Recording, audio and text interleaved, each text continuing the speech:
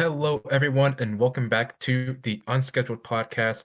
Today, we have another episode focusing on our coverage of the World Cup. And today, I am joined by two wonderful people. First off, I am joined by my wonderful friend, Zach. Hey, how's it going? And we're not alone. As I said, we have another person along with us, and that would be Abby. Ooh, belo minasabi for Wiki Face, and I'm here to complain that there's only one fucking Latin American country left. Trust me, I would have loved to have seen a Brazil-Argentina semifinal, but we'll get to that Oh, as we go into the episode. But yeah, how are you guys doing? I'm doing good. I'm doing better than I was last week. I had a lot on my plate, but I'm doing good this week. That's great to I hear. hate And how about finals. yeah, well, I think that about sums it up then for Abby. Yep.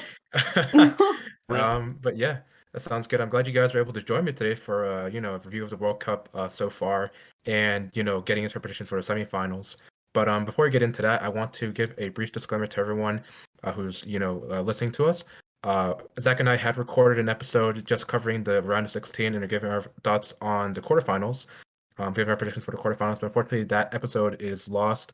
It's not something that's really easily salvageable. So unfortunately, we couldn't really get that out, before the quarterfinals.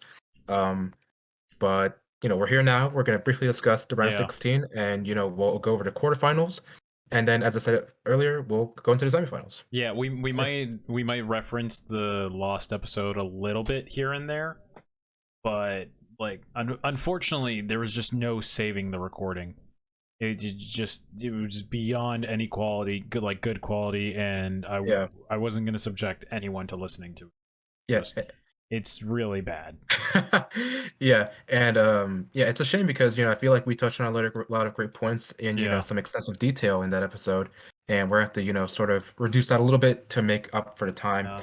But that's just how it is. But yeah. If you guys are down, let's go ahead and get straight into our, minute by minute review of the round of 16. I mean, so yeah, we're just gonna start off with the Netherlands 3, USA 1. That was the first match of the round of 16, and what a way! Abby just coming in to start. Oh my gosh, Abby. Oh, I mean, honestly, I was happy to see the USA lost just because, I got a glimpse of their faces, and I'm like, yes, suffer. That was know what? That's very gosh. valid. I feel like from a neutral perspective, a lot of the US players are kind of unlikable in some aspect. Yeah, No, I can kind of see that. Yeah, but just to give our thoughts on this match, I thought the Netherlands absolutely just killed the US on the counterattack, which is that's the Netherlands' bread and butter, really. That's how they set up, and I feel like the US was sort of led into a false sense of security and confidence. Because you could see the US was very comfortable in possession. They were attacking the Netherlands, trying to get in behind, but they never really found that. And every time they lost the ball, they just were not well set up to receive and soak up the pressure that the Netherlands put on them. And unfortunately, again, we talked about this in the lost episode, but this is where it kind of shows, and I know, and I've told everyone this. This is where it shows who has the mentality to continue in this world. Yeah. Because the U.S. didn't change their play style. They didn't change their mentality. They were playing like they were in the group stages trying to play for points.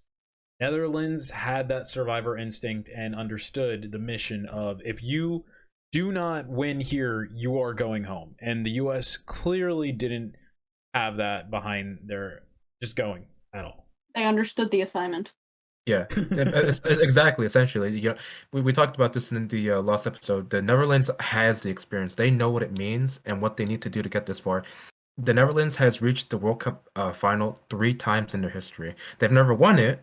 That speaks to another problem in and of itself. But they do have the know-how of getting there and what they need to do. Now, granted, the Netherlands also has at least up to now, a much more structured, more well-structured system for producing consistent talent of the level of, the players that the Netherlands have, such as Van Dijk, De Ligt, Depay, Gakpo, all these players who are of a world-class level. The U.S. has, a few budding talents, but right now they're just not there yet. But that really doesn't excuse, the U.S. not really being, like Zach alluded to, not having the mentality of understanding that they are now in a single elimination sort of phase now where they can't afford to make any mistakes. and that really led to their downfall. Yeah, and the biggest takeaway I think we had from, again, the lost episode, our biggest takeaway from it was it's no longer okay for the US just to qualify to the World Cup. It's now the expectation that they are going to have to, they're now expected to get to the first round. With Yep. everything they've shown and the potential they're supposed to have, it's not okay that they barely made it, and then even less okay how they played. Yeah. And we touched it again. If we're gonna make a lot of references, but for 2026, when this group is a lot more mature and they have a lot more, hopefully playing experience under the belt, and hopefully maybe with a manager that can make a more sort of full use of their strengths, they're not just gonna be expected to get past the round of 16.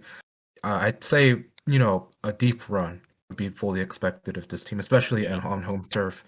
So Yeah. that'll be interesting to see. But yeah, do you guys have any thoughts on this before we move to the next match?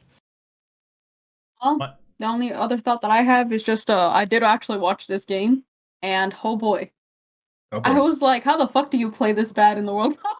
Oh boy. I'm surprised they got the one. That is all. I mean, Yeah. we perfectly called this game. I'm gonna give, there's only one player in my mind who basically shone on the US team, and that was McKinney, because he's the only McKinney. one who actually worked as a team, as a teammate. Because and again, we can't really talk too much, because if not, this will run too long. But in the last Yeah. episode, we talked about how the US didn't. The other problem with their mentality is everyone's trying to be the superstar, no one's trying to be a team, and that's how Netherlands just exploited the hell out of that. Like, literally, again, shout out to McKinney, and he didn't play the whole game, unfortunately. Yeah. But that really was just the player. He's the MVP for the US in my opinion, and that's a kid you need to keep an eye on. I also want to give Matt Turner his flowers. I think he did a great job coming into the tournament as a starting goalkeeper. Obviously, he was Greg's guy, and he definitely repaid the faith he had in him. Especially in the Netherlands match, I think he did such a great job actually keeping the US in the game and giving them a lifeline up until the very last minute. So I was very happy with him, and hopefully he can use that as a sort of springboard for hopefully launching into another phase of his career, which would be as a starter on a top European team. But that Yeah. would be something to see in the future. Yeah. But yeah, I think that about does it for that match.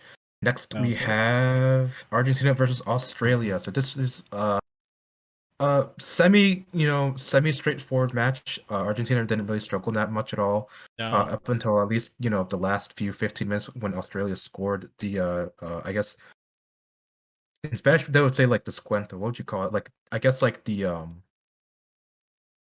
you call it? They cut the lead in half basically, and they did have a chance to sort of get back towards the end, but Argentina definitely looked fully sort of in control in this game. Yeah. And yeah, this is the result. This was about the result we expected. Yeah, I mean, no discredit to Australia. Like, the one thing about this game I remember we talked about is just, it was, and this is for lack of a better term, it was uneventful. Yeah. I don't want to call it boring, because it wasn't, because really no match can truly be boring when you have exciting moments.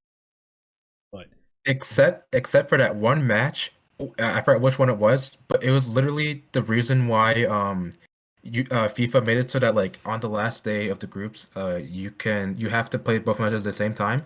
Where I think it was West Germany and Algeria came to an agreement to tie. And so they basically just passed the ball around for 90 minutes. That's the only time oh a my game could be boring. gosh, Anyways, oh my that was the god. thing that actually happened. Search it up for the listeners. Okay. Search it up. Yeah. I didn't even know that. Okay, I definitely will look into that at some point. But yeah, just like it was just a good match of football. Like there really wasn't much like I could say about it. It's just I hope to see Australia again in the future. Oh yeah. I'm not gonna say there's an expectation, because this is like, I think, one of their first times really here. But I hope to see them again, and I'm very hopeful for this team. Argentina just kind of came in, did what they were supposed to do. It was no surprise at the victory. But at the same time, it's not like it was super easily won. considering Australia really was trying to fight to come back, but at the same, but there was no out of the ordinary. Yeah. For Yeah. again, for lack of a better term. Mm. Yeah, that was definitely a theme of these round of 16 matches. Do you have anything to add to this, Abby? Honestly, all I can say, I'm happy. Yeah, valid, absolutely valid. Yeah. I mean, what It's was? I mean, like, you were watching the game, weren't you? no, I wasn't, sadly, Oh because my I'm pretty sure gosh. this was one of the days when I was like busy as hell doing projects that I were saving for last minute and I couldn't watch the games. Oof. So Valid. I've been yeah, there. I've been this there. is this is why I hate hate finals. So yeah, I'm Fair. happy that Argentina won very much though.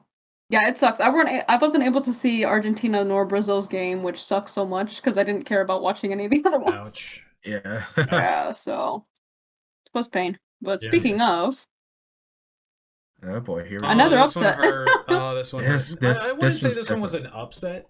Well, an Not upset No. for you, entirely. Yeah. Oh no, it was not for you. upsetting for me. Yeah. Yeah. I mean, this was, I would say, on paper, one of the more even matches, I would say. Yeah. I Um, mean, I think what I found interesting about this is once again, like it was just my point of don't count out the samurai blue. Like mhm. I genuinely, I think Croatia was scared the entire game. Yeah, I mean, if I remember correctly, Japan started the game off by, scoring. Yeah. They scored first, but then Croatia ended up scoring. Was it in extra time? I think it Yeah. was late in the second Very, half, very extra time. Like something like that. Yeah. very, very extra time that, some people are like, did they deserve to get that goal? And I can't say they did or didn't in all Hmm. honesty, because it was one of those things where even it's just like I can argue it all I want at this point, but I just there is it's just kind of like how the ruling falls, because it was in a really weird time of like it was just about to finish on extra Yeah. time, but also like it could run longer than already stated extra time, and that's always kind of Right. been like a gray area in Yeah. FIFA soccer. Yeah. Yeah. So like I mean the biggest takeaway though was we agreed Japan played their fucking hearts out, and Yes. Absolutely. unfortunately just they were not ready for penalty. I am 100% No. of the belief they weren't ready for penalty. No, it's such a shame, because we touched on this, that Japan had put in such a great performance. They had made such great runs going forward, but unfortunately, that wasn't really reflected in the final score line. And it definitely wasn't reflected in their ability to take penalties.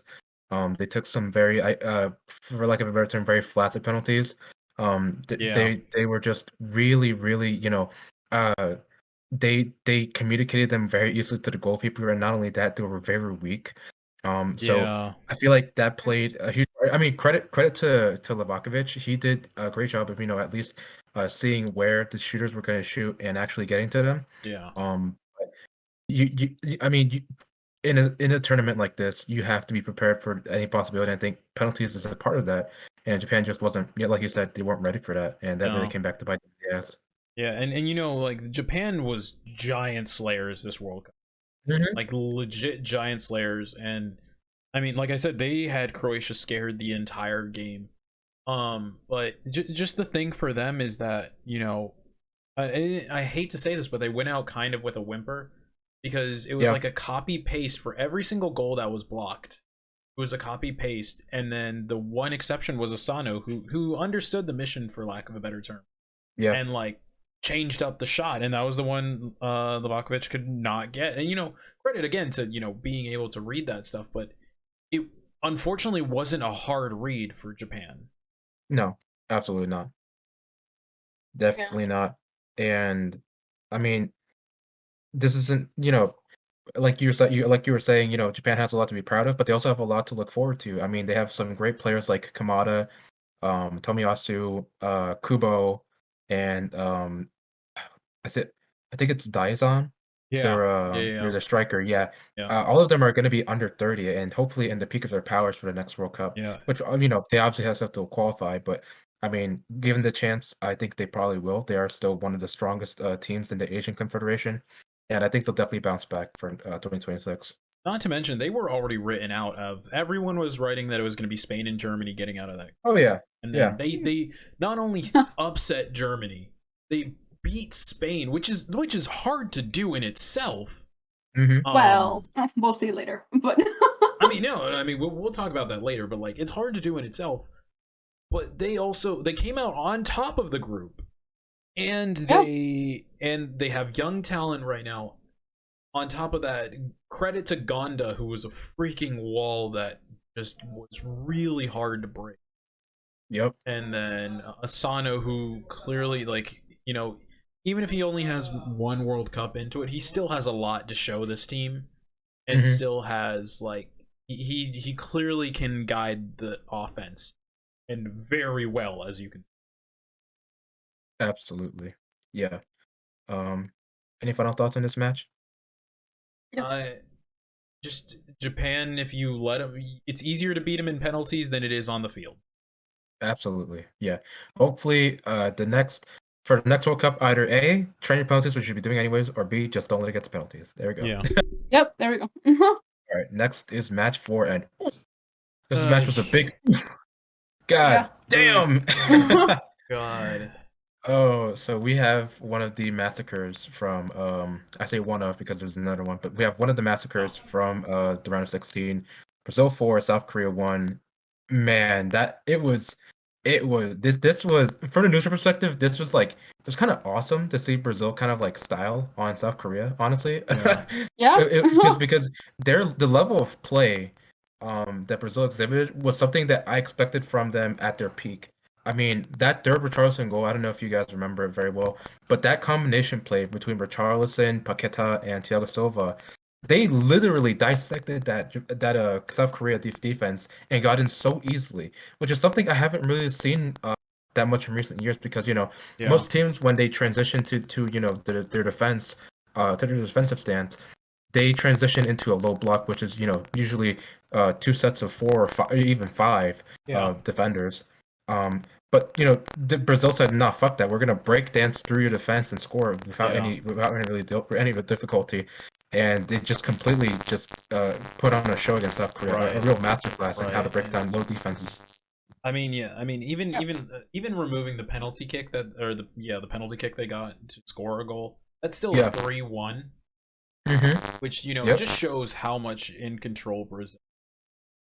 Unfortunately for South Korea, like I could see once they hit that third goal against them, their hearts dropped. There was no fight left there, and even with the goal they got, there's a difference between still trying for a goal and having your heart in it. And Absolutely. Yeah. No. Yeah. Were you gonna say something, Abby? Oh no, I was just saying, yeah. Like this one was just fun to see the memes afterwards, especially of all the dances that Brazil and Oh yeah, I love the celebration of their goal where Chicha, the coach, got in on it. I thought that was so funny. Yes, oh no, that was great. They were basically at Carnival there, 100%. Absolutely. Yeah, no. It's just I don't know. Like South Korea, I want to see them come back, but I don't. They're this weird outlier to me. Of like they're a good underdog, but I don't know where to expect to see them. Yeah, I mean, Son, I believe, is 29. 29, 30. So for 2026, he'd be around 33, 34. So I have out, essentially. Yeah, I have confidence in him to be able to keep up his at least level of club play because I have to admit I don't really see him play for Korea that often outside of the World Cup. Right. But I do have confidence in him to be able to keep up his level play because I mean, really, he started peaking, which I mean, actually I say this, but it's really normal for players to peak, 27, 28, 29-ish. But I'm hoping he can still have enough in the tank for 2026.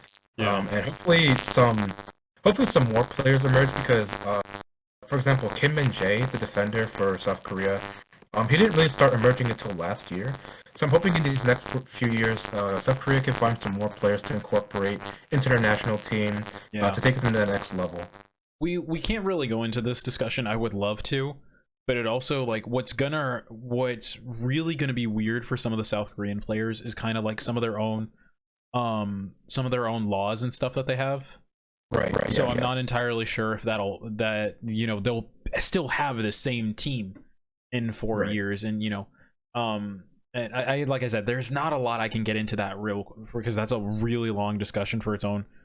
thing, but they do have mandatory military service in Yeah, South Korea, so I do know that will mess with the team, and it's why I find them an outlier, because they're not a team that can consistently stay together or can consistently, work on their craft. Some of those guys will have to go off and then come back after like 2 years, and 2 years is a long time to recover from for some players. absolutely. No, 100%. I mean, you see players that are out of the game for like a month or 2 months, and they just don't look the same at all when they come back initially. So we'll have to see. We'll have to see how it goes with that. Yeah. But yeah, I think that about does it for Yeah, match so I mean, four. good on South Korea for making it this far, Hmm. because they were written off too. But they showed they were there. Yeah, absolutely. So now we have match five, France 3, Poland 1. Unfortunately, as I alluded to in the other recording, I didn't actually get to watch this match as I was out doing something with my dad. But yeah, according to Zach, this was definitely the level of performance from both teams was definitely reflected in the scoreline. Yeah, I mean, France was just being France. They were good. Poland, Hmm. I will give Poland this. They didn't lose heart ever. I will give Yeah, them that. Like, even when they were down 2-0, they did not lose heart the entire game. And that's something that some teams can't say they can do. Even there are teams that will be down 1-0, and if they haven't responded in like 30 minutes, they just lose all heart. But Poland, no, they yeah, kept it going. I'm not going to say they put up the best fight, because unfortunately, France was just a monster keeping them right. down. But you can see they got that goal. They were not going quietly. At least they weren't swept. Yeah, I think I think that's all you can really ask for, especially from an underdog like Poland, Yeah. because I mean France being France, there are very few teams that will beat them out as favorites, if any. So for Poland to go into this match and as you said, still putting up that fight after conceding, I think that's definitely very remarkable about them. Um, I have I feel like there's not really much else to this, unless you have something to add, Abby. Nope, I really got nothing. I All didn't right. care about this match at all. Sounds good to me. All right. I guess with that we can go ahead and move on to match six, which was just another oof. This is another oof Yeah, match. that one was unfortunately the only shutout. Yeah, this was definitely a very tough match to watch from the neutral perspective because I was hoping Senegal would definitely put up a much better fight against England. I mean, all credit to England. They never really looked like they took the foot off the gas.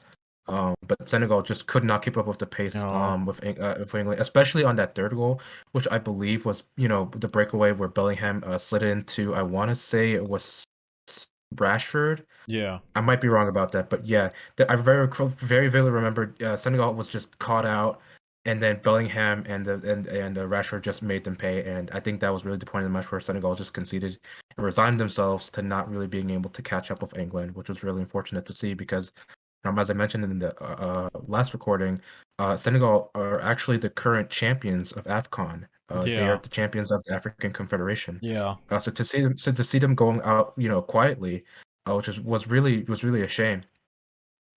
I mean, looking at it from the beginning of the like I said in the lost recording, um had you asked me at the beginning of the match, I would have said that it was going to go, like, we even predicted, I think, that we said it would go to penalties. Yeah, And unfortunately that didn't happen. But I think what the reason for that is England was smart and learned from other teams not to underestimate these underdogs. And you saw it in their gameplay too. They did not let up once. Like, they were like, okay, we're ahead. All right, we got to protect ourselves because these guys can come back. And Senegal almost did a few times. And like, they very much understood that this World Cup was unpredictable, and that if you let your guard down, someone's going to sweep you. And we've seen that time and time again now.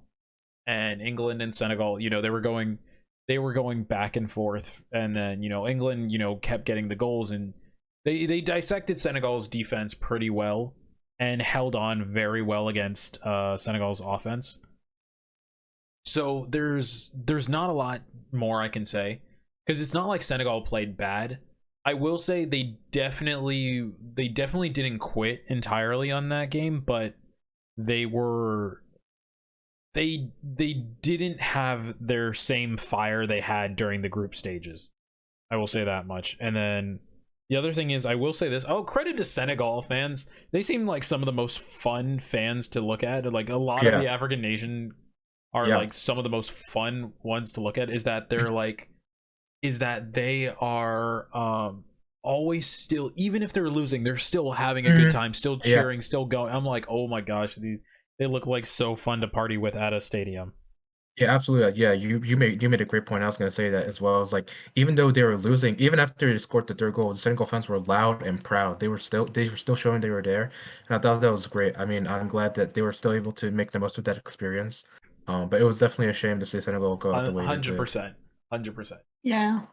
That's all I can really say. Yeah, absolutely. So I guess if there's nothing else for this match, we can go ahead and move on to match seven, which was the Morocco. This was the oh my goodness, I can't, Oh my Zach, god. I'm sorry to Huh? you. I know you know I you're love definitely rooting for Spain. Yeah. Spain, I lost. but This is the round I lost both my teams. Really, yeah, I really did lose yeah, both my teams. yeah. But I mean, I'm glad that we at least got one underdog to go through in this Yeah, round, and it just happened to be yeah. Morocco. But yeah, talking a little bit more about this match. As you can see there, it was a 0-0, and it then went to penalties. But I will say this match did not feel like a 0-0. I would say this was one of the more No, entertaining no, 0-0s. definitely, Um, definitely. This one was a and good match to watch. it was definitely a really good match to watch. Morocco, I mean, there's pleasure. There's also, I feel like a lot of people, especially when it comes to soccer, when they see a 0-0, you might think to yourself, oh, maybe it's like a bit of a boring match. How do you go 90 minutes without scoring? But really, Morocco provided a masterclass in shutting out against a team like Spain, Right, who, really ran up the score against, teams like Costa Rica in the group stage, right. and they just completely shut them out. And I feel like there's definitely enjoyed, seeing a good defense, like a legitimately good, solid defense that seems like an impenetrable wall. Yeah, Um, Morocco at times, you I think to myself, like they literally did go to overtime, but I was thinking to myself, Spain could have played Morocco like two, three more times, playing the same way they did, and they probably never would have scored in regulation.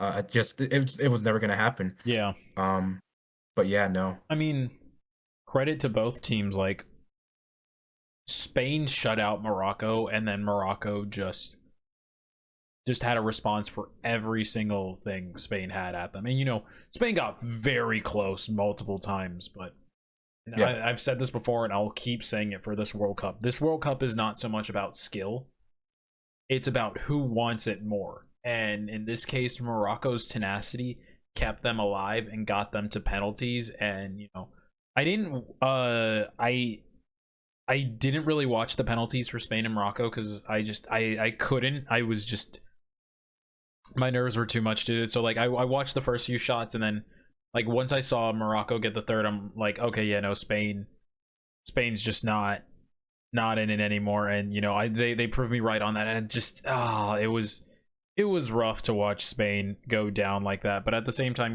that's a discussion on penalties and stuff. You may not always be happy with penalties. Yeah. There's it's one of the few solutions we have.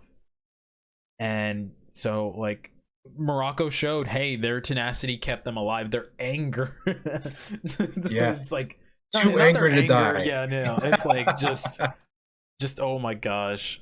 To quote Abby on something, not quote, but exactly to be inspired by Abby in a way. It's like they're chihuahuas that just are too angry to go down. Oh my goodness. Hey, all I gotta say, after seeing this match and result, fuck the colonizers. That is All all. right, there we go. Yeah, I want to give a special shout out to Sofian Amrabat. I think he's the number 4 for Morocco. He covered every single blade of grass. I mean, Yeah, yeah, he gave the groundskeepers a bit of work to do after that match. yeah, He really just ran his ass off, and he did such a great job of snuffing out every opportunity Spain tried to create. Um, blocking all the passing lanes. I mean, he's a real special player, and I'd be very surprised if he doesn't make a move to a bigger team in the winter or in next summer. yeah. I mean, like these players, like they showed everything. They like both teams left everything out on the field.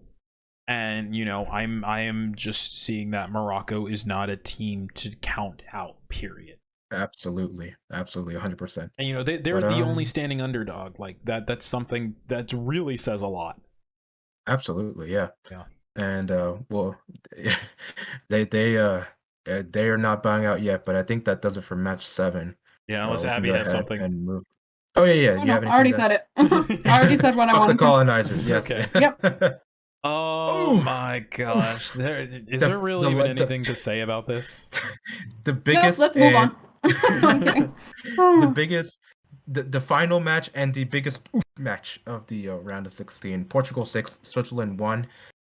This match was preceded by the big time decision from Fernando Santos to leave Ronaldo on the bench, and he opted for Gonzalo Ramos, and it paid off for him. It was a Gonzalo good. It was a Ramos great call in my opinion. Gonzalo Ramos not only scored 3 goals, which is the only hat trick we've seen so far at the World Cup. He also got an assist, just an all-around dominant performance from him, and he really worked Switzerland. I mean, he totally and completely annihilated Jan Sommer. I mean, every single shot that he placed looked nearly unstoppable, and it was definitely a perform. It was a performance to remember for him. But and Zach, you said this in the last recording, but Switzerland just did not look like themselves. They did not look like the team that we know them for. No, and Switzerland, I'll never say has been like the most popular or dominant team, but they've never been a team to just like lie down and die, essentially. Mm-hmm. Yeah. And just I don't know what happened this game. Like I couldn't tell you. It wasn't any Switzerland game I've. And here they were just getting absolutely annihilated, and their hearts definitely broke after the third goal, I would say. Again, like I'll say this, there is a difference between still looking for that goal and then just being absolutely heartbroken and having your spirit crushed, and Yeah. that definitely happened here. But not only that, I mean, credit to Portugal. I think this definitely shows Ronaldo needs Portugal more than Portugal needs. I think that's especially true at this stage of his career. Being 37 years old, he's definitely not the same player he used to be. That was apparent when he was, playing for Manchester United, which he's not there anymore. He is currently a free agent, but Ronaldo, he's not going to be making those darting runs in behind. He's not going to be taking players on 1v1. Uh, you know, uh, the things that are really left to him are, his aerial ability, his striking ability, and maybe his positioning. But he's definitely not the player, to be creating his own chances anymore. And he's definitely not, going to be, going on the counter, which is where, Portugal, most of their goals, Portugal really killed him on the counter. Especially with players like Joao Felix and Rafael Leao. Ronaldo can't really keep up with that. So that really showed in this match, Yeah. and like I said earlier, paid off for Fernando Santos. Yeah, and I think that's pretty much all my thoughts on the match. Yeah, same for me. How about you, Abby? I got nada. I All didn't really care about right. this match. Numbers go. Yeah, numbers go, but that is all. All Alrighty. right. All Let's right, go ahead and go to the quarterfinals, and then the quarterfinals start off with a bit of a banger, if I may arguably say. one of the best matches in this one. No, Absolutely. honestly, very much so. So we have Argentina 2, Netherlands 2 with a Argentina win on penalties. And man, this match really had everything. Just to get out, going into the actual match itself, Argentina, played some really, really nice football. I mean, Messi, that goal from Messi was, no, actually no, wait, am I thinking of the same goal? Was the Messi goal a penalty in this game? Yeah, I'm yeah, trying to remember. yeah. It was the second Okay. one was the Okay. second one Okay. was. Okay. Yeah. Yeah. Okay. Okay. Yeah. Yeah. Yeah. All right. Yeah. But I mean, Argentina. I mean, they created so many chances, and unlike the United States, Argentina to a certain extent were ready for a lot of the things that Netherlands threw at them. Um, but unfortunately for Argentina, at least in regulation, they just I think they got a little bit careless. Um, the game really changed when Wout Weghorst came on, the 6'6" striker. He made an immediate impact by scoring a header against Emiliano Martinez, and then in one of the least controversial things in a very controversial match, Lahoz gave 10 minutes of extra time which even from my perspective, that was definitely not very warranted, given how much stoppage there was in the game. But I digress. And then Vicor scored a basically last-minute goal off of a beautiful set-piece routine. I gotta say, I'll give credit to Netherlands at least for that. Tactically, they've come up with some good stuff, and that set-piece routine was definitely caught Argentina off guard. Yeah, it definitely was. But I mean, this is where we kind of get into the controversy of the World Cup.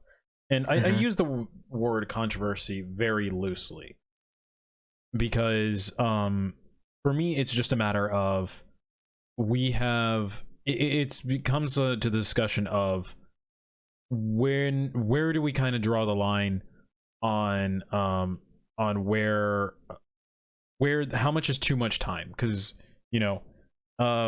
Netherlands did great. They got their goal at the 83rd minute. They were alive. Netherlands never quit.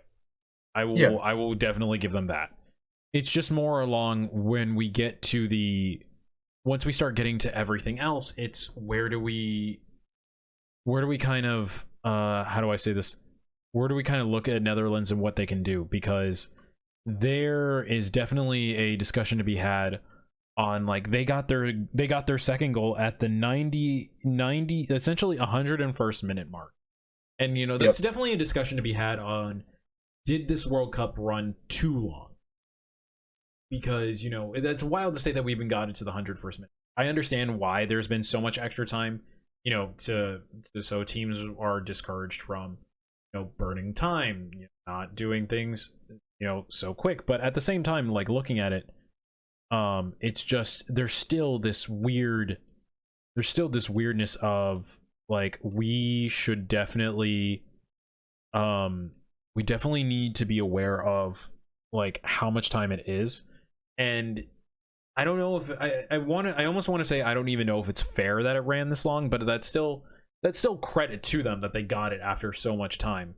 And so I think there's just a discussion to be had there, and exactly how much is too much time. Because I mean, you and I were talking during this game, and we thought it was going to be like 7-8 minutes, but the fact that it ran 11 minutes, it seemed excessive in my book. And again, like, not to take away the credit of how they played, it's just more of, why was it so much?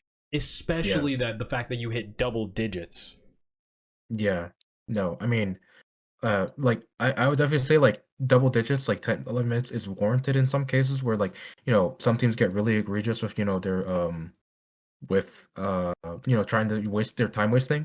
But that wasn't really the case in this match. Like, Argentina and Netherlands played at a pace that didn't really warrant this amount of time that was added. So I think it definitely does call into question Lahoz and his ability to keep time. Yeah. But at the end of the day, Argentina, there's who's to say that Netherlands wouldn't have gotten that goal in the 8 minutes. I mean, there's no guarantee. Yeah. Like hypothetically, but at the end of the day, Argentina, thankfully for them, at least they were able to win at least on penalties. Yeah. But yeah, I mean, Argentina and their fans definitely do have reason to be kind of a bit suspect of why that game went for so long.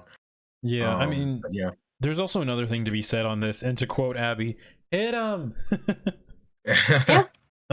this was the dirtiest game in the World Cup. Yes. This was 100%. 17 yellow cards and a red card after the game had ended. Yeah. Yeah. Absolutely wild. No, I think it's actually 14, at least to what the latest stats I've seen were 14 yellow cards and then 1 red card. I mean, the fact that both the extra time and double digits, and looking at the roster, from the starting roster, almost the entire defense got a yellow card, with the exception of Molina. Even Messi got a yellow card, which is really weird to say, because I've never seen that happen before. I'm not saying he hasn't gotten it, but, like, the fact that he got a yellow card is so weird to me. Yeah. Like, that's just not something you expect, especially out of Messi, who's kind of known for being a clean player. So, I mean, I don't entirely remember why he got the yellow card, but he definitely, it's surprising. And then you have, Dumfries, who was, Netherlands like big star, getting the red card, and then you have Timber, Bergwijn, Depay, who are like getting these yellows, and then some of the ones who also came on. It was such a dirty game, and I think that's the bad taste that came out of my mouth from this game too, is just that neither team really played it clean, or neither team was like this kind of hero-ish kind of team. Both were just it brought out the worst in both teams, especially because I remember at one point they had a collision, and then the Netherlands almost came off and started fighting Argentina. Oh yeah, that was when Paredes kicked the ball to the bench, I'm pretty sure. Yeah, and I'm genuinely like thoroughly surprised no one got a yellow or red out of that exchange. Like just De Perez, I think. De Perez. Are you talking about Paredes? Paredes, thank you. Paredes, thank you. I mean, okay. Yeah. Like only he got the yellow, but no one else got anything, and I'm like, I was genuinely surprised at that. Like, I definitely would have thought they would have like even given the coach a red or something, considering how many came onto the field. Yeah, I definitely get what you mean when it's kind of a bit not necessarily upsetting, but definitely kind of disheartening to see players get stooped to some really low and shallow, almost cynical fouls. And to see these players sort of fight. But my counterpoint to would be that I love seeing players fight sometimes. I think it brings out another like sort of layer of especially cup competition that's really interesting to see. Yeah. I mean, obviously I'm not gonna say I want this to turn into like UFC or MMA. Yeah, But right. it's definitely interesting to see these players sort of stick up for themselves and their teammates, especially in these high intensity situations. And I get that. I really do get that. It's just more of like it's just more of like looking at this game like it was just wild to me at how like it says a lot that a lot of cards were given, but the fact that we only left with one red, especially with how dirty the game is, kind of makes me question a little bit of the refs calls and like and just like how much they're willing to do on that stuff. Yeah. So I don't know. It just, like I said, it left a bit of a bad taste in my mouth because of like I get the passion, and yellow cards and red cards are bound to happen. That's how it is. It was just the fact that it got to so many that they didn't even like address this or anything with the refs or anything, especially once the players were coming out onto the field, because at that point that's just bad taste. Like that really is poor taste. Again, I'm not excusing the foul. I'm not saying, don't get the card. Of course you should. The fact that it wasn't even like select players. It was all this team coming on. It's like, come on, have some restraint. Yeah. Well, the good thing is, to ease your mind, Zach, Lahoz, the referee, will be retiring at the end of the season, so that should provide some comfort for all football fans. Gee, I wonder why. Yeah. Especially La Liga fans who have to suffer through him and his antics every weekend. But yeah. Anything to add to this, Abby, before we move on? I'm just happy that the Argentina was able to pull it through at the end. Absolutely, yeah. I will say, yeah. After Brazil got knocked out, all my hopes for Latin American team are pinned onto Argentina. So I'm happy they were able to get there as well. I mean, yeah. I guess talking about the penalties real quick. Credit to all of them. Like they all did really good. I think it was a very clean penalties, and you could see effort was put in on both sides. So I can't really say there was like. I can't say there was no. I can't say it was bad penalties at all, or like it was like the Japan game where clearly one side was trying way more than the other. Yeah, absolutely. Yeah, I think that about does it for the first quarterfinal. Next we have no, don't make me cry. the match that I was hoping would turn out differently. Yeah, Croatia won, Brazil won. This is just upsetting for me personally. I mean, I'm still kind of coping a little bit. Yeah, can we just not talk about this game? We fucking we did not have a Brazil versus Argentina, an amazing game it would have been, but no. Man. I mean, Croatia fought hard. That's really great. And I would have loved to have seen Brazil Argentina. Like I feel like the world was robbed of such a beautiful game. But at the same time, like we talked about this in the last recording. You don't want to go to penalties with Croatia. No. This is their specialty.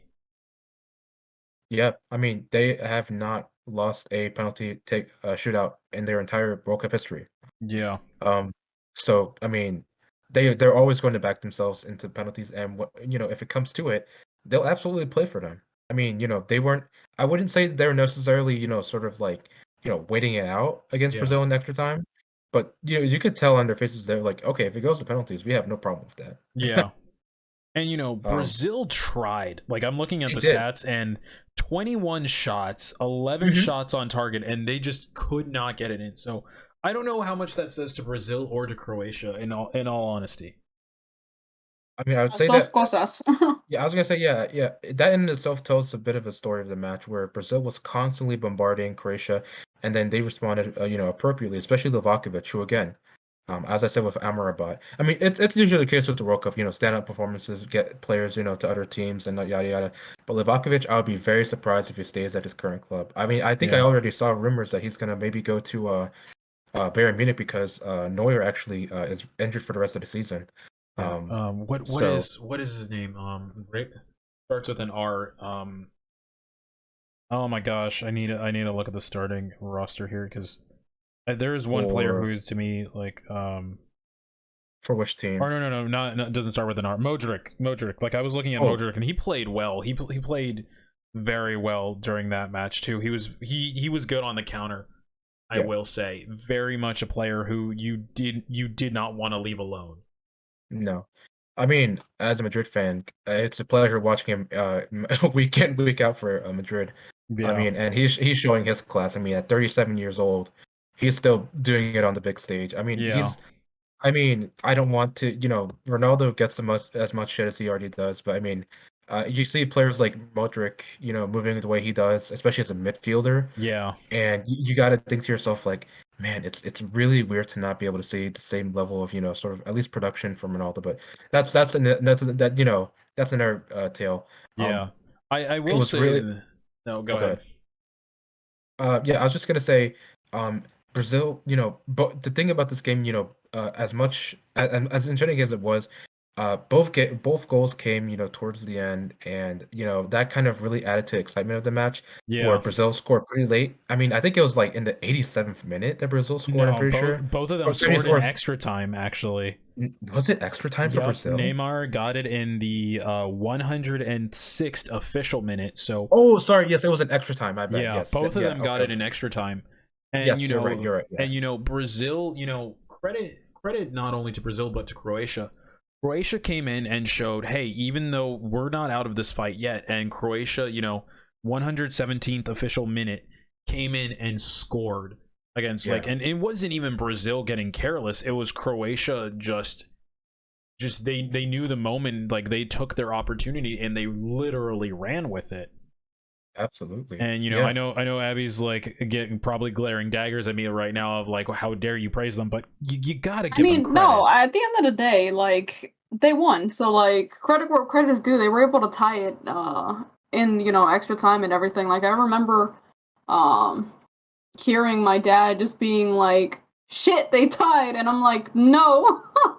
How dare. um yeah, literally. So like no, credit where credit is due. Like you're already in a high pressure situation being in the World Cup and then like on top of that you're losing against Brazil. Like Yeah, the fact that they were still able to push through all that and like tie it up and then go on to win it, like credit where credit is due. I'm gonna be yeah, forever sad. I am not gonna be able to see Brazil versus Argentina, but like Croatia did good. Yeah. I want to like send, good vibes to Marquinhos, who unfortunately he had a direct hand in both uh you know the shot deflected off of him for Croatia to score, yeah, and then he also hit the post in penalties. So just sending good vibes to him. He's been a staunch, sort of stalwart for Brazil. yeah, I believe he's still only like 29, 30. It feels like he's so much older, but yeah, he's been part of the Brazil setup for such a long time. And I mean, just in general, Brazil, it's not like they played bad and they deserve to lose necessarily. It was just Croatia matched them, yeah. No, he's and only when 28 years old, so he does have the potential for one more World Cup. oh, he can absolutely do one. I mean, Yeah, Thiago Silva, another 37-year-old, he looked he looked he looked Yeah. like at least in terms of like fitness, he didn't look a day over 30. Yeah. No, that's So fair. he That's looked great. completely fair.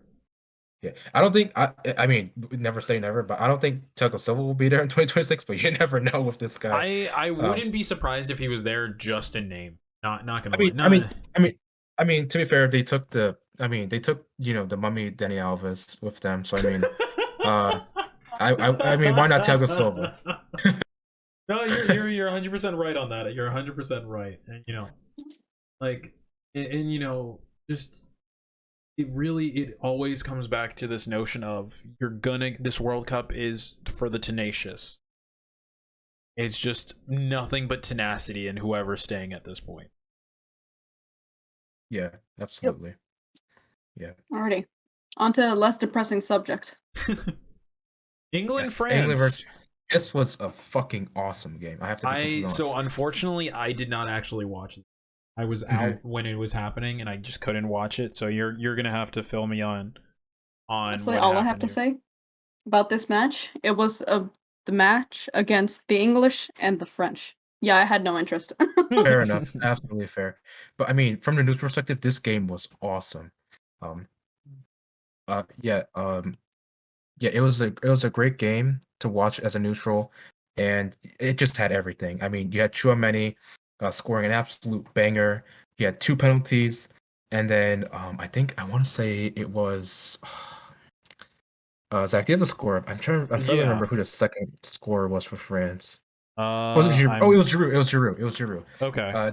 Yeah, Giroud had missed basically he didn't miss, but he shot it basically Yeah, right at Lloris. Giroud, yeah. And then Kane got the penalty for England, which I Yeah, think and then was their only goal, or not only goal, only like I don't want to say like real chance, but it was definitely no, like one of their guarantees, I would say. I think that's the best way to say. yeah, no, I mean, yeah, no, I mean, England were definitely very dangerous in possession. They were hitting France really hard, Yeah. and that was definitely reflected in the two penalties. I mean, Saka, I believe, got I want to say it was Saka who got he earned one of the penalties. Yeah. And unfortunately, he was very both penalties actually were very careless. Um, Yeah. yeah, it was definitely a case where it was kind of both of them were basically like kind of like the Walker Zimmerman fouls, if that makes sense Yeah. to you, Zach. Where it was very unnecessary, like they didn't need to happen. Yeah, yeah, apparently this was another very dirty game. Yeah, With a lot of fouls on both sides. Only 4 yellow cards in total, though, no reds. But still a very dirty game. yeah, And by the looks, like it looks like, I mean, credit to France here to what I'm seeing off the stats. England had was in full control of this game, and France still came out on top. yeah, absolutely. I mean, I mean, I have to be completely honest. That Kane missed penalty really bailed out France basically So because they got that really was what I careful was in hearing defense. about. That Kane did miss a penalty. He missed the So second penalty. He absolutely skied it, honestly. It wasn't even just ooh, yeah. He said that to England. It was yikes. Yeah, that's yeah. unfortunate. Knowing what I know now about that, like that is very unfortunate. Like, and I think they interviewed him saying he knows he has to live with that. Like he's accepted he has to live with missing that penalty. No, absolutely. And I just hope that England, this group of England players know that they put on a great show for this match. I mean, obviously they weren't able to score from open play, but they looked so dangerous, especially Bellingham, Saka, Foden. England fans have a lot to look forward to. I mean, England, I mean, I don't like praising the English too much, but Yeah. they have such a great infrastructure right now with the players that they're producing, and I really doubt, that they're not going to be in a good position for 2026. Right. And I think the only other thing I could really say about this is more it's kind of something on the French, and this is not really my thoughts. This is just looking over the stats and then taking into account what commentators said. And that is like apparently Mbappe did not live up to the expectations during that. During this game, yeah, Yeah. I heard he was very boring to watch this. yeah. During this game, I would definitely say Mbappe was definitely snuffed out. I think Kyle Walker definitely did a good job of sort of keeping up with him. Yeah. because at least in the beginning, I'm not gonna lie, Walker was getting cooked. Um, but Mbappe was not able to really get anything really going in the second half. But thankfully, at least for France, they were able to get through to Giroud, and that really saved them. Yeah, and again, like I didn't watch this game, so I can't say too much. But the fact that like the star who keeps like gassing himself up, I'm not gonna, at least to what I can see from like kind of secondhand, was kind of boring in this game. Says a lot to England, one, holding him off, two, failure of expectations then at that, which who knows, going into the next games may say something of maybe he won't perform as well as everyone's saying he's going. Well, I mean, to be fair, I mean, this was definitely, I would say, at least in my opinion, an anomaly for Mbappe because, I mean, out of both the World Cups he's participated in, I would say this is definitely the one he was like the least active in terms of being on the ball, and especially in terms of goal contribution. But I mean, Mbappe is still Mbappe. He has more than enough right to back himself in all these situations. Yeah. And I would be, I mean, actually, against Morocco, that'll be different. Maybe a different story, but we'll see. Yeah. But yeah. Speaking of Morocco. So, yeah. Speaking of which, also arguably one of the best games absolutely amazing. in this. And oh my God, you don't understand. I was so happy to see these results. I really was. I'm just like, let's go. We all were. I think we were all so happy to watch this game. Yeah, this was just awesome to see. Morocco getting their goal. They have to score because I believe Morocco got their goal up early, if I'm not mistaken. So looking at that one, I believe they got it in the first half. I know pretty much of that. I watched this game too, and I still there was still so much. The Morocco got this goal at the 42nd, I believe, on a penalty is where they got it. I mean, regardless, I'm making sure of that. I mean, fair. But I remember waking up and going downstairs, and I just see the score, and I'm like, wait, deadass. My dad just looked over to me and said, "Yep, don't Chris in the house." Yeah. This was incredible. This is incredible because I'm not gonna keep on. I'm gonna keep on shouting it from the rooftops. This is the first time that an African nation has been to the semifinal, and I'm so glad it's Morocco because they played in a way that was very, deserving of getting into the semifinals, and that is by playing great defense, making the most out of your opportunities that you do get, and never for a second, sort of believing that you're in your position and comfort. They played for they did an excellent job for any of the 99 minutes at the time. Okay, and correcting myself, it was not a penalty. It was just a goal. I think it was. I think that was the header that everyone was surprised. Yeah, that's what it was. Okay. Yeah. Okay. No, the way it's shown here is not great.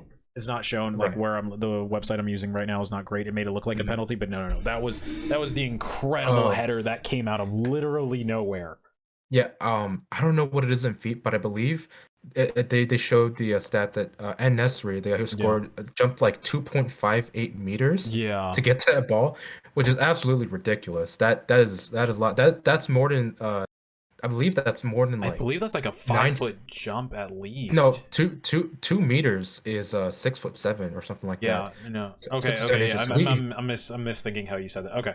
Yeah, no, that's definitely because I know 1 meter is like 3.3 feet, something like that. So, I don't remember these conversions and stuff, but either way, the fact that he got that high off the ground and he clearly surprised both the defender and the goalie there. Yeah, because the goalkeeper. Yeah, go ahead. For all intents and purposes, that should have been in Costa's hand. Yeah. He was just there, and it was freaking amazing. Like, I mean, I genuinely wouldn't be surprised if we see him leave Sevilla to go on to like PSG or Barca or something like that. Yeah, like you said, Costa didn't do anything wrong by going out to clean the cross. That's something that if you can do it, you should. But Nesri just happened to have a freak moment of just towering over him and getting the ball into the net. It was just incredible to witness. But yeah, no, like I was saying earlier, Morocco, absolutely deserve this. I don't want to ever hear any commentator or journalist speak about how Portugal didn't, played in a way that was deserving of a loss. Right. Morocco played in a way that deserved to win. Right, and see, That's what yeah, happened yeah, in this that's what I game. was gonna say. I left the game unfortunately angry, Mhm. not at Morocco winning. No, I loved the fact they win. It was Yeah, commentators taking away of here's what Portugal did wrong and this is why they lost. It's like no, you can't go doing that to Morocco. Morocco yeah, clearly had the tenacity to fight and win, and this is not Portugal making a mistake. Yeah, of course if you lose, obviously there was mistakes made and that you were kept out. No, this was Morocco coming in, and again, like they are the living embodiment of tenacity at this point. People underestimated them now twice. No, I would say they've been like 4 games they were underestimated, and all of those games they came in and destroyed. yep, And then they've been taking down European team after European team, and they knew exactly what they had to do. They didn't give up once ever, and they even with that goal, they never got cocky. They were just their defense was a freaking iron wall that was just Portugal couldn't break. They couldn't get those shots in, and they got close, but they could not make it, and Morocco just wanted it more and played their fucking hearts out to of like we're here to stay and you can't make us leave. absolutely. Yeah. And we'll save this for the predictions, but I think France is gonna have a real hard Oh time yeah. breaking down this defense. Now against Spain, I remember in the last recording I was talking about how I was thinking maybe Portugal would be able to actually break down Morocco a little bit more. No, this is now not an isolated incident against Spain.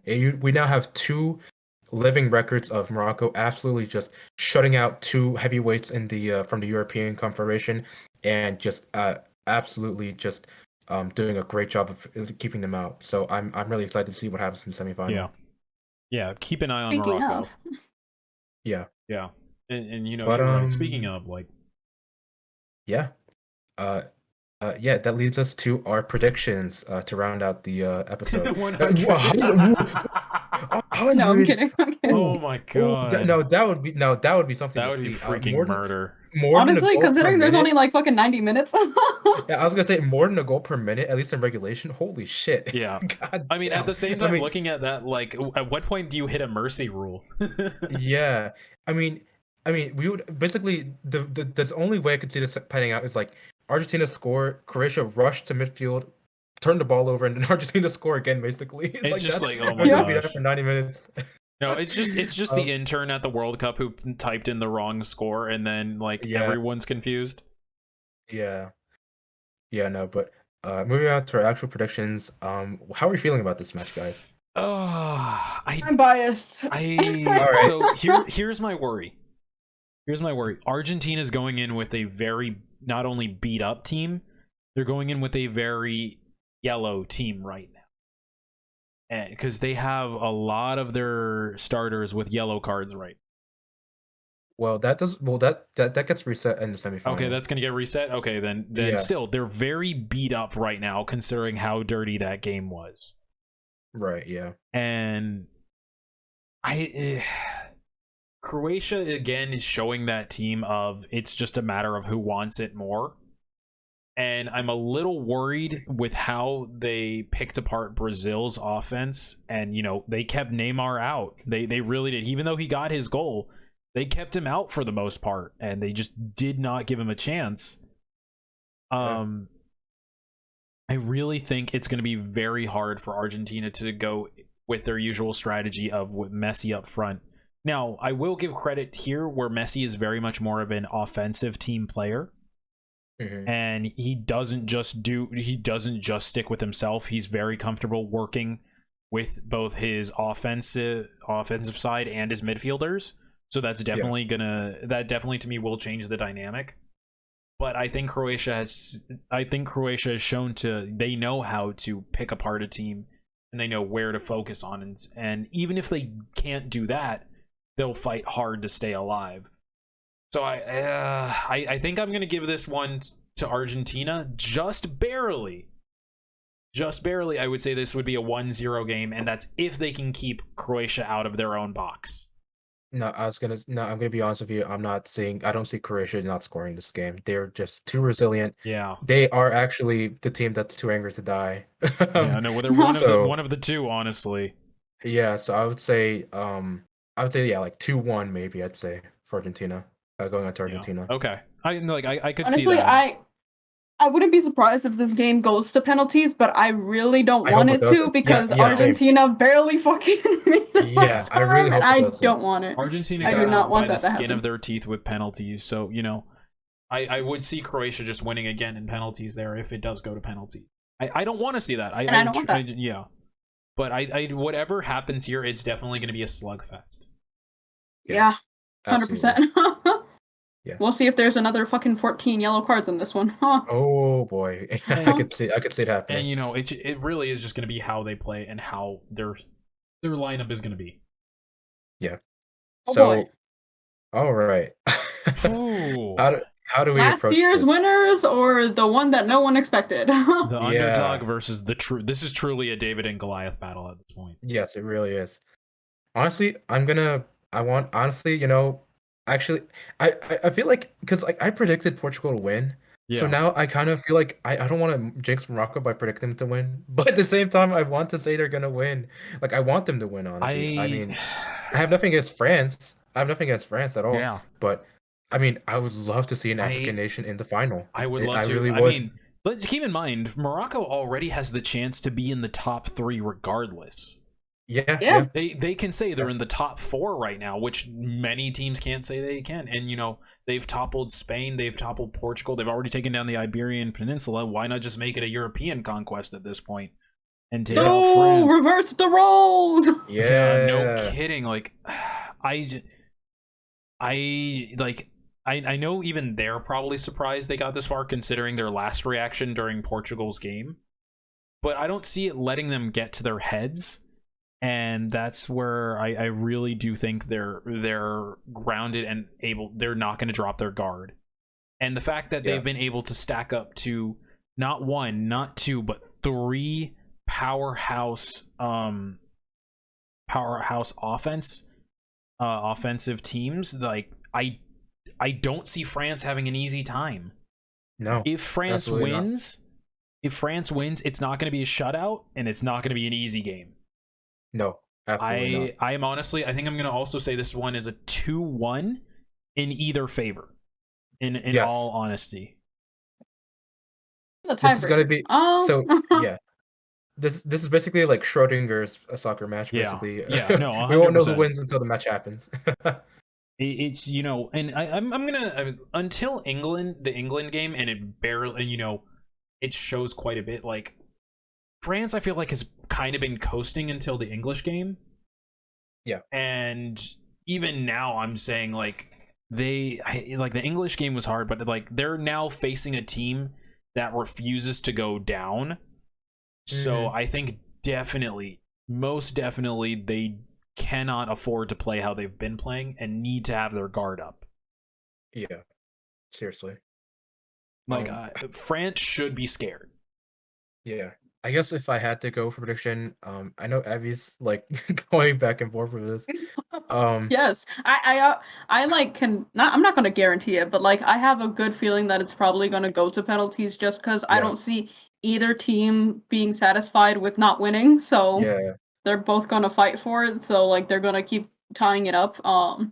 yeah. So I think 1-1, if it does go to penalties, is pretty accurate because up until this point, Morocco hasn't scored more than 1 goal, at least in the knockouts. So if it does go to penalties, I would say 1-1 is a good score to go with. Yeah. I think if we're really looking at this is probably the match of an immovable object versus an unstoppable force. Yeah. Morocco being the immovable object and France being the unstoppable force. Yeah. Definitely. oh boy. So yeah, but now it's a matter of who do we think is actually going to go through. Fuck it. I mean, I don't want to jinx them, but I'm going to say Morocco goes through. I want them to go through. I'm rooting for them. I'm rooting for Morocco. Because like France hasn't had a penalties, right? No, No, they France not has haven't. been yet. winning. No, I Yeah. don't think has either. No, okay, no, they did No, beat. They did Morocco beat did, Spain yeah. in penalties. Morocco beat Spain on penalties. Yeah. And the problem is, it's kind of a hard measure to say, considering it was more of how poor Spain did. Not to not to say they did like I mean, Morocco but you isn't can good still at go penalties. off the like score of 3 that Morocco Yeah. was able to pull off. Which I mean, yeah, Morocco did great. It's more of like I guess we didn't see them as tested. Fair enough. I think is a good way to say it. But you know what? I'm gonna be hopeful. Whatever happens, I think France should be scared. I think France should definitely be scared and should not think this is going to be an easy game. Because like I said, I could see this game being 2-1 either team, and it's really just going to be a battle of unstoppable force versus the immovable object, and whoever comes out on top, they're going to be tired going into the final game. Yeah, absolutely. Especially since I believe the France Morocco game is on Wednesday, so they'll have less time to rest as well. Yeah, so definitely. That's gonna be something to consider. Yeah, definitely. But yeah. Any closing remarks before we end this episode? Argentina, don't let me down. Argentina needs to beat Croatia in the actual game, not in penalties. They do not let go of penalties. Yeah, do not let go of penalties. Morocco should not be counted out because they are the most tenacious, and if they beat France, it'll be because of that fucking tenacity that just keeps them alive. Absolutely, 100%. Well, I think that about does it for this episode. Recapping the round of 16 and the quarterfinals. Yeah, before we head off, do you guys have anything? Well, Abby, do you have anything to plug? Yeah, just follow me on English. Follow me on Twitch at Abby14WikiFace. On Twitter too if you want, and I have a YouTube channel too, I guess. Don't you have a TikTok? Yeah. No, I don't like to talk about that one. But yeah, feel free to follow any of those if you want. No pressure. Yeah. Yep. Sending good vibes to Abby during her finals week. Yep. Oh, yeah, thank good you luck very with much. that. Yeah, rest in peace. Oh, kill me. But All right, but that about does it for today's episode. Thank you guys so much for joining me, and thank you to all our listeners for tuning in. Hopefully, you guys have been enjoying our coverage of the World Cup, and hopefully be back with a recap of the semifinals. But yeah, thank you guys again so much for listening. Hopefully, you guys enjoyed this, and hopefully you'll stick around for the next episode, which will be who knows, because this is unscheduled. Thank you guys again so much for tuning in, and I hope to see you later. Bye bye, guys. Bye. Adios.